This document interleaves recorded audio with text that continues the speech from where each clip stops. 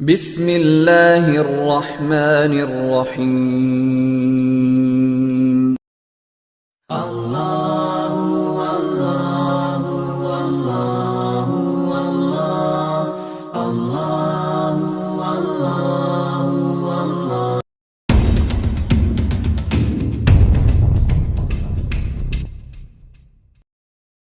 Assalamualaikum warahmatullahi wabarakatuh. Bertemu lagi bersama channel Al-Fatah Channel yang berisi cuplikan audio dan ilustrasi gambar. Jangan lupa subscribe, like, dan berikan komentar positif. Terima kasih, selamat mendengarkan. Assalamualaikum warahmatullahi wabarakatuh. Bihamdillahi wassalatu wassalamu ala rasulillah wa ala alihi wa sahbihi wa mawalah wa la hawla wa la quwata illa billahi wa ba'du.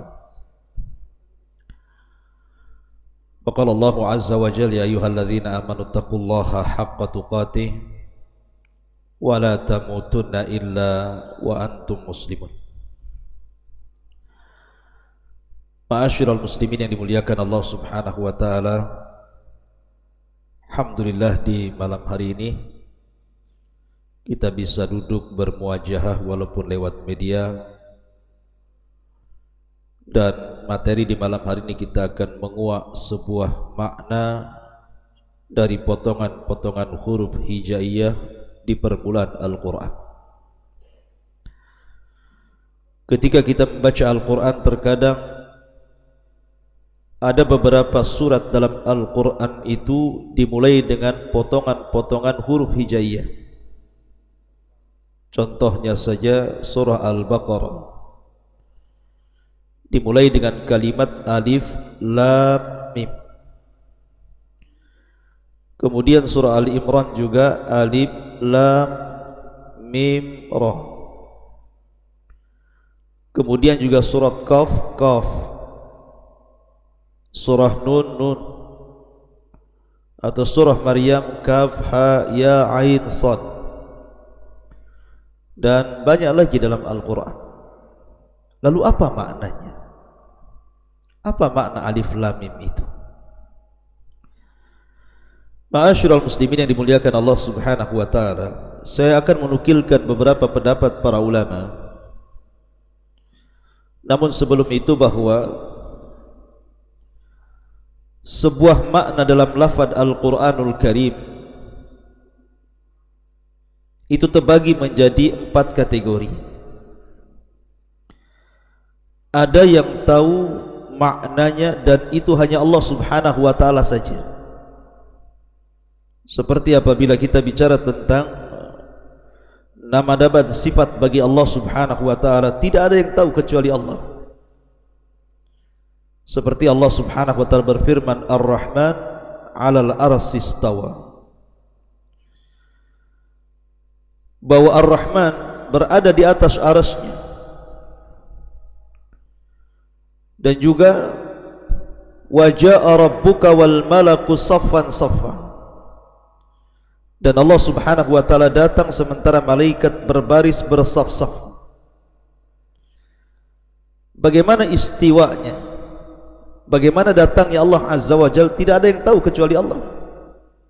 Laisa kamitslihi syai'un wa huwa samiul basir. Allah tidak sama dengan makhluknya. Yang kedua, tidak ada yang mengetahui kecuali Nabi sallallahu alaihi wasallam.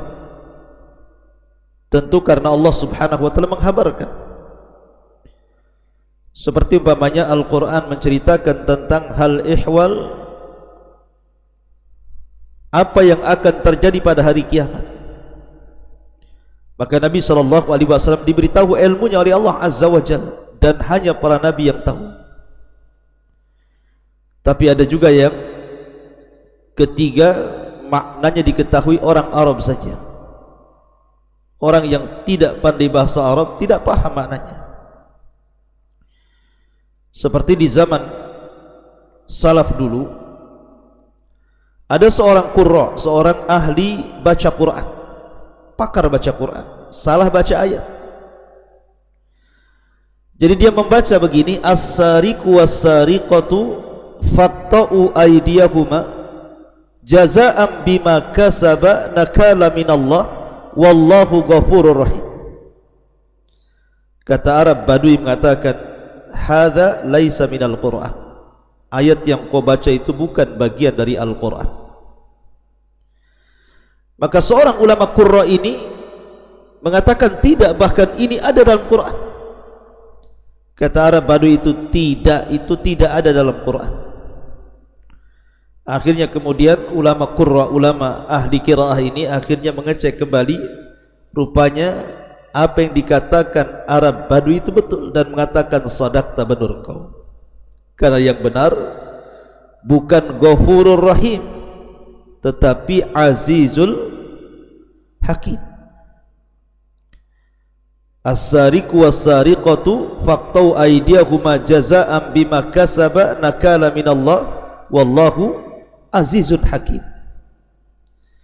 Karena kalau seandainya diartikan Ghafurur Rahim, lalu apa gunanya potong tangan kalau Allah mengampuni dosa-dosanya? Maka ini tidak bisa. Tetapi kalau dimaknai Azizun Hakim, memang ini Allah Subhanahu wa taala sedang menjelaskan tentang keperkasaannya. Makanya kemudian ada hukum hudud yang datang dari Allah dengan cara memotong tangan siapapun yang mencuri. Artinya dengan sekedar mendengar, orang Arab Badui ini paham bahwa ini bukan dari Quran. Kemudian yang terakhir, ada makna-makna dalam Al-Quran itu yang hanya diketahui oleh para ulama. Taib, sekarang bagaimana pembahasan kita tentang kalimat Alif Lam Mim? Alif Lam Mim ini adalah sebuah mukjizat, keajaiban Al-Quran. Setiap huruf-huruf hijaiyah yang diletakkan di permukaan Quran itu satu di antara i'jaz minal Quran, keajaiban Al-Quran. Karena kalimat Alif Lam Mim, Alif Lam Ra, Kaf Ya Ha Ain Sad, Qaf Nun dan yang lainnya, maknanya Allah Subhanahu wa taala ingin menjelaskan di dalam Al-Quran itu bahwa huruf terbanyak pada surat yang dimulai dengan huruf-huruf hijaiyah, maka huruf terbanyak adalah huruf yang dimulai dari alif, kemudian lam, kemudian mim. Kalau Anda tidak percaya, hitung saja, baca surah Al-Baqarah, kemudian Anda hitung tuh huruf-hurufnya itu. Anda pisah-pisahkan, alif berapa, lam berapa, ba berapa, ta berapa, sa berapa, sampai ya berapa. Nanti Anda akan dapati bahwa dalam surah Al-Baqarah huruf terbanyak itu kalimat ataupun huruf alif, kemudian huruf lam, kemudian huruf mim. Makanya seolah-olah Allah Subhanahu wa taala dengan menyebut kalimat Alif Lam Mim itu ingin meringkas bahwa Al-Baqarah itu kebanyakan hurufnya terangkai dari alif, lam dan juga mim. Begitu juga yang lainnya. Makanya dalam surah Maryam, maka huruf terbanyak adalah kaf, kemudian ha, kemudian ain, kemudian sad. Kaf ya ha ain sad. Ataupun dalam surah Nun, ketika Allah mengatakan nun wal qalami wa ma yasturun, berarti huruf nun itu huruf terbanyak dalam surah Nun. Ataupun qaf wal Qur'anul Majid, berarti huruf qaf itu huruf terbanyak dalam surah Qaf. Ini satu pendapat. Pendapat yang kedua, bahwa huruf hijaiyah yang terpotong-potong dalam permulaan surat itu, alif lam mim, alif lam ra dan begitu seterusnya, itu maknanya adalah ingin menunjukkan tentang ismullah wa ismu rasulihi, tentang nama Allah dan nama Rasulnya. Contoh alif lam mim. Maka alif lam mim, alif dan lam itu artinya Allah, dan mim itu artinya Muhammad. Tapi kalau alif lam mim ra, maka alif lam itu Allah, mim adalah Muhammad, ra itu Rasul, dan begitu seterusnya. Ini satu pendapat yang kedua. Pendapat yang ketiga, bahwa itu menunjukkan nama Allah saja, tidak ada nama Rasul di situ. Ketika Allah Subhanahu wa taala mengatakan alif lam mim, artinya alif lam di sini li ta'rif, menunjukkan nama-nama Allah. Seperti Rahim Ar-Rahim, Rahman Ar-Rahman, Aziz Al-Aziz. Maka alif lam mim juga, mim di situ artinya Majid. Al-Majid disingkat alif lam mim. Ada juga yang berpendapat seperti itu. Ada juga yang berpendapat bahwa alif lam mim itu sesuatu yang tidak ada maknanya secara mutlak. Ada juga yang berpendapat bahwa ada maknanya tetapi tidak ada yang mengetahui kecuali Allah. Makanya ahli tafsir biasanya ketika mentafsirkan kalimat alif lam mim, alif lam ra dan begitu seterusnya, biasanya mereka mengatakan Allahu a'lamu bimuradihi bihi, Allah lebih paham dengan maksudnya. Ini juga satu pendapat. Pendapat yang lain, dan ini pendapat yang banyak dikemukakan para ulama tafsir, dan ini pendapat yang rajih wallahu a'lam, bahwa ketika Allah Subhanahu wa taala menyebutkan huruf-huruf hijaiyah, potongan-potongan huruf hijaiyah di permulaan surat itu, alif lam mim, alif lam ra, shad dan begitu seterusnya, biasanya kalau ada potongan-potongan huruf hijaiyah di permulaan ayat, di permulaan surat, biasanya setelahnya bicara Quran. Contoh alif lam mim dzalikal kitab, kitab di sini Quran. Nun wal qalami wa ma yasturun, wa ma yasturun artinya wa ma yaktubun, yang ditulis, maksudnya Al-Quran. Qaf wal Quranul Majid, qaf kemudian bicara Quran. Pokoknya kalau Anda perhatikan di permulaan surat, kalau ada potongan-potongan huruf hijaiyah, pasti setelahnya bicara tentang Quran.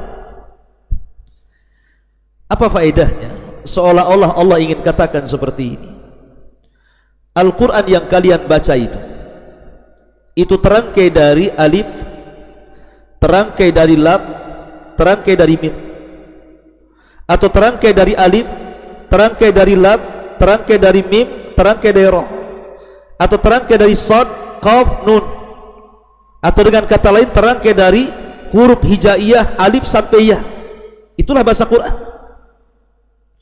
Kalau kalian tidak yakin dengan Al-Quran, bahwa Quran datang dari Allah Subhanahu wa taala, rangkailah Al-Quran dengan huruf-huruf hijaiyah itu, datangkan semisalnya.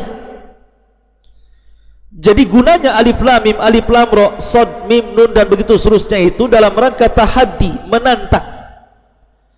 menantang siapapun yang meragukan Al-Quran. Buat Al-Quran satu surat saja seperti Quran, gunakan alif sampai ya, rangkai itu dengan huruf-huruf hijaiyah itu,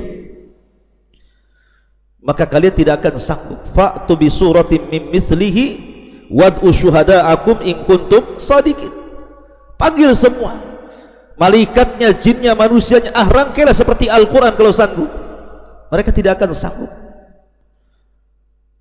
Ma'asyiral muslimin yang dimuliakan Allah Azza wa Jalla. Makanya kenapa Nabi SAW adalah seorang Nabi yang tidak pandai menulis dan tidak pandai baca.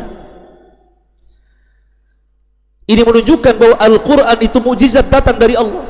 Sebab kalau Nabi SAW pandai membaca dan pandai menulis, tentu orang mengira bahwa Al-Quran itu saduran daripada kitab-kitab langit sebelumnya, Taurat, Injil, Zabur ataupun Suhuf. Tapi karena Rasul tidak bisa membaca, macam mana akan membaca Taurat, membaca Injil, membaca Zabur?